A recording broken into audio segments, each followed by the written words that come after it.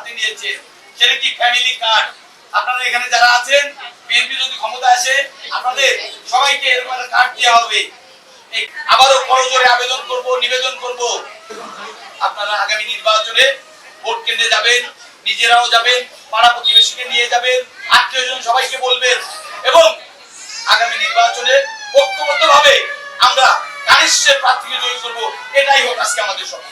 আমাদের নেত্রী উনি একজন নারী এবং উনিও কিন্তু উনি এদেশের 3 বারের প্রধানমন্ত্রী ছিলেন। উনি উনার যে কর্মকাণ্ড দেশ পরিচালনা করতে যে কর্মসূচি দিয়েছেন, যে কর্মপরিকল্পনা করেছিলেন, তার ম্যাক্সিমাম কিন্তু উনি নারীদের সামনে রেখেই করেছিলেন। উনি একমাত্র এই উপমহাদেশের প্রথম মুসলিম নারী প্রধানমন্ত্রী যিনি ক্ষমতায় এসে সর্বপ্রথম যে কাজটা করেছিলেন, এদেশের নারী শিক্ষার্থীদের জন্য, এদেশের মহিলাদের জন্য প্রথম অবৈতনিক শিক্ষা চালু করেছিলেন।